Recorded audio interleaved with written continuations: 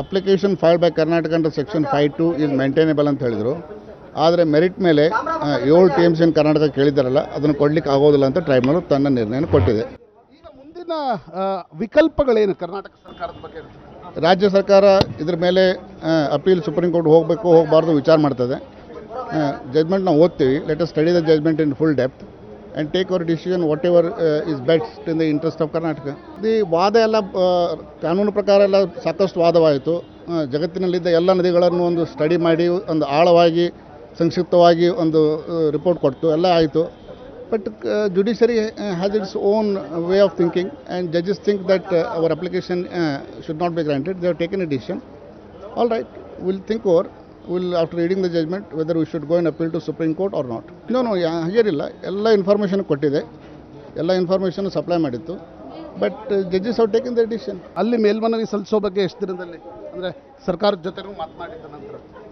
ಅದು ಮೊದಲು ನಾವು ಅದನ್ನು ಜಜ್ಮೆಂಟ್ ಓದ್ತೇವೆ. ಹೋಗಬೇಕು ಹೋಗಬಾರ್ದು ವಿಚಾರ ಮಾಡಬೇಕು. ಯಾಕಂದರೆ ಇನ್ನೇ ಮೇನ್ ಕೇಸ್ ಇದೆ ಸುಪ್ರೀಂ ಟ್ರೈಬ್ಯುನಲ್ ಮುಂದೆ. ಅದನ್ನೆಲ್ಲ ವಿಚಾರ ಮಾಡಿ ಒಂದು ನಿರ್ಣಯ ತಗೊಳ್ತದೆ ಸರ್ಕಾರ. ಆದೇಶವನ್ನು ಸಂಪೂರ್ಣವಾಗಿ ಓದಿ ಅಧ್ಯಯನ ಮಾಡಿ ಅದರ ಮೇಲೆ ಏನು ಮಾಡಬೇಕು ಅನ್ನೋದ್ರ ಬಗ್ಗೆ ಸಂಪೂರ್ಣ ಚರ್ಚೆ ಮಾಡಿ ಅದರ ಬಗ್ಗೆ ನಿರ್ಣಯ ತೆಗೆದುಕೊಳ್ಬೇಕಾಗುತ್ತೆ. ಬಂದಿರೋ ಆದೇಶ ಯಾವ ಸಂದರ್ಭದಲ್ಲಿ ನಮ್ಮ 5(2) ಅಪ್ಲಿಕೇಶನ್ ಅಲೌ ಮಾಡಿ ಅಂತ ಹೇಳಿದ್ರೆ ಇಟ್ ಈಸ್ ಮೇಂಟೈನೇಬಲ್ ಅಂತ ಹೇಳಿದ್ರು. ಆದರೆ ರೆಸ್ಟ್ರಿಕ್ಷನ್ ಇದೆ ಟ್ರಿಬ್ಯುನಲ್ಗೆ, ಆದರೆ ನಾವು ಅನುಮತಿ ಕೊಡ್ತಾ ಇಲ್ಲ. ಅವರು ಯಾವ ದೃಷ್ಟಿಕೋನದಿಂದ ಚಿಂತನೆಯನ್ನು ಮಾಡಿದಾರೋ, because pre trial allocation of water ಎಷ್ಟರ ಮಟ್ಟಿಗೆ ಅದನ್ನು ಇದು ಯಾವ ವಿಚಾರಗಳನ್ನ ಇಟ್ಕೊಂಡು ಬರೆದಿದ್ದಾರೆ ಅನ್ನೋದ್ರ ಬಗ್ಗೆ ಅಧ್ಯಯನ ಮಾಡಬೇಕಾಗುತ್ತೆ. ದೊಡ್ಡದಾದ ಆದೇಶ ಇದೆ. ಇವತ್ತು ಅದರ ಬಗ್ಗೆ ಚಿಂತನೆಯನ್ನು ಮಾಡ್ತೀವಿ. ಮಾಡಿ ಸರ್ಕಾರದ ಗಮನಕ್ಕೂ ತಂದು ಕರ್ನಾಟಕ ರಾಜ್ಯದ ಹಿತಾಸಕ್ತಿಯನ್ನು ಗಮನದಲ್ಲಿಟ್ಕೊಂಡು ಏನು ಮಾಡಬೇಕು ಕಾನೂನು ಹೋರಾಟದ ಬಗ್ಗೆ ತೀರ್ಮಾನವನ್ನು ತೆಗೆದುಕೊಳ್ತೀವಿ. ಸುಪ್ರೀಂ ಕೋರ್ಟ್ ಹೋಗೋದ್ರ ಬಗ್ಗೆ, ಅದರ ಬಗ್ಗೆನೂ ಒಂದು ವಿಕಲ್ಪ ಇದೆ. ಅದರ ಬಗ್ಗೆನೂ ಒಂದು ಚಿಂತನೆಯನ್ನು ಮಾಡಬಹುದು. ಆದರೆ ಇದರ ಅರ್ಥ ಏನಂದರೆ ಟ್ರಿಬ್ಯುನಲ್ಗೆ ಜುರಿಸ್ಡಿಕ್ಷನ್ ಇದೆ, ಆದರೆ ನಾವು ಅನುಮತಿ ಕೊಡೋಲ್ಲ ಅಂತಕ್ಕಂಥದ್ದು. Legally C application is very much maintainable ಅನ್ನೋದು ಒಂದು ಮಾತಾದರೆ, ಕರ್ನಾಟಕಕ್ಕೆ ಕೇಳ್ತಕ್ಕಂಥ ಮೇಂಟೈನೇಬಲ್ ಇದ್ರೂ ಅವರು ಡಿಸ್ಕ್ರಿಷನರಿ ಪವರನ್ನು ಯೂಸ್ ಮಾಡಿ ಉಪಯೋಗ ಮಾಡಿ ನ್ಯಾಯಾಧಿಕರಣ ಆ ದಿಶೆಯಲ್ಲಿ ಯಾವ ಚಿಂತನೆಯನ್ನು ಮಾಡಿದೆ, ಯಾವ ಕಾರಣಗಳನ್ನು ಕೊಟ್ಟು ಈ ಒಂದು ಸಂದರ್ಭದಲ್ಲಿ ಕರ್ನಾಟಕಕ್ಕೆ ನೀರನ್ನು ಎತ್ತಲಿಕ್ಕೆ ಅವಕಾಶ ಮಾಡಿಕೊಡೋದು ಸಮಂಜಸವಲ್ಲ ಅನ್ನುವಂಥ ಕಾರಣಗಳನ್ನೇನು ಕೊಟ್ಟಿದ್ದಾರೆ ಅದನ್ನು ನಾವು ನೋಡಬೇಕಾಗುತ್ತೆ. ಈಗ 5(2) ಅಲ್ಲಿ ಈ ರೀತಿಯಾಗಿರ್ತಕ್ಕಂಥ ಒಂದು ಆದೇಶವನ್ನು ಕೊಟ್ಟಾಗ 5(3) ಅಲ್ಲಿ ಕ್ಲಾರಿಫಿಕೇಶನ್ಸ್ ಕೇಳಲಿಕ್ಕೆ ಅವಕಾಶ ಇರುತ್ತೆ?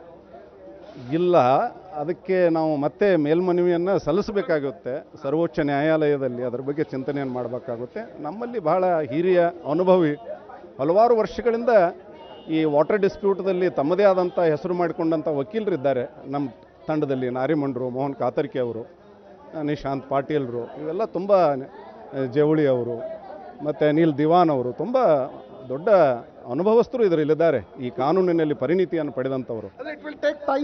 ಅವರ ಮಾರ್ಗದರ್ಶನದಲ್ಲಿ ನಾವು ಒಂದು ನಿರ್ಣಯವನ್ನು ತೆಗೆದುಕೊಳ್ಬೇಕಾಗುತ್ತೆ. 30-40 ವರ್ಷದ ಹೋರಾಟ. ಜನರು ಅಲ್ಲಿ ಸತತವಾಗಿ ಬರಗಾಲ, ಕುಡಿಯುವ ನೀರಿನ ಸಂಬಂಧ ಇದನ್ನು ಮಾಡ್ತಾ ಇದ್ದಾರೆ. ಇದೊಂದು ಆಘಾತ ಆದಂಗೆ ಆಗಿದೆ. ಮತ್ತು ಮುಂದೆ ಕೋರ್ಟ್ ಮುಂದೆ ಏನು ಮಾಡಬೇಕು, ಲೀಗಲ್ ಆಸ್ಪೆಕ್ಟು ಅದೆಲ್ಲ ನೋಡ್ಕೋಬೇಕಾಗತ್ತೆ. ಬಟ್ ಇವೆಲ್ಲ ನಾವು ಟ್ರಿಬ್ಯುನಲಲ್ಲಿ ನಮ್ಮ ಜನರು ಶಾಂತ ರೀತಿಯಿಂದ ಈ ಯಾಕಂದರೆ ಟ್ರಿಬ್ಯುನಲ್ ಜಜ್ಮೆಂಟನ್ನು ನಾವು ರೆಸ್ಪೆಕ್ಟ್ ಮಾಡಲೇಬೇಕಾಗತ್ತೆ. ಬೇರೆ ಏನಿಲ್ಲ, ಅದು ನಮ್ಮ ಪರ ಆಗುತ್ತೋ ವಿರುದ್ಧ ಆಗುತ್ತೋ ಇಲ್ಲ. ಬಟ್ ಅದ್ರ ಬಗ್ಗೆ ಮುಂದೆ ಯಾವ ರೀತಿ ಮಾಡಬೇಕು, ಯಾಕಂದ್ರೆ ನಮ್ಮ ಹಕ್ಕರಿದೆ, ಆ ನೀರಿನಲ್ಲಿ ನಮ್ಮ ಹಕ್ಕಿದೆ, ಹಕ್ಕು ಸಿಕ್ಕೇ ಸಿಗುತ್ತೆ. ಇಮಿಡಿಯೇಟ್ ಸಿಕ್ಕಿದ್ರೆ ಭಾಳಷ್ಟು ಜನರಿಗೆ ಒಳ್ಳೆ ಕುಡಿಯೋ ನೀರಿಂದು, ಹುಬ್ಳಿ ಧಾರವಾಡ ಕುಡಿಯೋ ನೀರು, 4 ಜಿಲ್ಲೆಗಳು ಬಿಜಾಪುರ, ಬಾಗಲಕೋಟು, ಗದಗ, ಬೆಳಗಾವಿ, ಕರ್ನಾಟಕದ ಭಾಗ ಜನರಿಗೆ ಇದೊಂದು ಸೆಟ್ ಬ್ಯಾಕ್ ಅಂತ ಇದು ದೊಡ್ಡ ಟೆಂಪ್ರರಿ ಇಟ್ಸ್ ಎ ಬಿಗ್ ಹೊಡೆತ. ಎಸ್ಪೆಷಲಿ ಯಾಕಂದ್ರೆ 1 ವರ್ಷ ಆಯಿತು, ಹಾಗೂ 1 ವರ್ಷದಿಂದ ಕಂಟಿನ್ಯೂಯಸ್ ಹೋರಾಟ ನಡೀತಾ ಇದೆ. ಎಲ್ಲ ಊರಲ್ಲಿ, ಎಲ್ಲ ತಾಲೂಕಿನಲ್ಲಿ ರೈತರು ಎಲ್ಲ ಬಿಟ್ಕೊಂಡು ಅಲ್ಲಿ ಕೂತ್ಕೊಂಡಿದ್ದಾರೆ. ಇದೊಂದು ಸೆಟ್ ಬ್ಯಾಕ್ ಆಗುತ್ತೆ. ನೋಡ್ಕೊಂಡ್ರೆ ನಂದೊಂದು ಪ್ರಶ್ನೆ ಇದೆ. ಅಲ್ಲಿನ ರೈತರು ಹೋರಾಟ ನಡೆಸ್ತಾ ಇದ್ರು. ಪ್ಲೇನ್ ಟು ದ ಗ್ಯಾಲರಿ ಭಾಗವಾಗಿ ಒಂದು ಮಧ್ಯಂತರ ಅರ್ಜಿಯನ್ನು ಸಲ್ಲಿಸಲಾಗಿತ್ತು. ಇದು ಸಲ್ಲಿಸೋ ಅವಶ್ಯಕತೆ ಇರಲಿಲ್ಲ ಅಂತಕ್ಕಂಥ ವಾದವನ್ನು ಕೂಡ ಅನೇಕರು, ಫಾಲಿ ನಾರಿಮನ್ ಸೇರಿದಂತೆ ಹಿರಿಯ ವಕೀಲರು ಆಗ ಕರ್ನಾಟಕ ಸರ್ಕಾರಕ್ಕೆ ಸಲಹೆಯನ್ನು ನೀಡಿದರು. ಹೌದು, ಇದು ನೋಡ್ರಿ, ಲೀಗಲ್ನಲ್ಲಿ ಒಪಿನಿಯನ್ಗಳು 2 ಥರ ಒಪಿನಿಯನ್ ಇದ್ದೇ ಇರ್ತಾವೆ. ನಾವೇ ಪ್ರಶ್ನೆ ಅಲ್ಲ, ಪ್ರಶ್ನೆ ಇದು ಈಗ ಒಂದು ಡಿಸಿಷನ್ ತೊಗೋಬೇಕಾದ್ರೆ ಲೀಗಲ್ ರೂಮಿನಲ್ಲಿ ಕೇಳಿಕೊಂಡು ಅವ್ರವ್ರ ಒಪಿನಿಯನ್ ಕೊಟ್ಟಿದ್ದಾರೆ. ಮೊದಲು ಸಲ್ಲಿಸಲೇಬಾರಬಾರ್ದು ಅಂತ ನಾರಿಮನ್ನವರು ವಾದ ಇದ್ದಾಗ ಅವ್ರು 2 ತಿಂಗಳ 3 ತಿಂಗಳ ಮೇಲೆ ಕಂಟಿನ್ಯೂಸ್ ಮಾಡಿದ್ಮೇಲೆ ಸಲ್ಲಿಸ್ಬೋದು ಅಂತ ಅವ್ರು ಬಂದ ಮೇಲೆ ಸಲ್ಲಿಸಿದ್ದಾರೆ. ಇಲ್ಲಿಗೆ ಸಲ್ಲಿಸ್ತಾ ಇದ್ದಿಲ್ಲ. ಬಟ್ ಇದೊಂದು set back. It is a temporary setback. It is not a permanent setback. It is a temporary setback.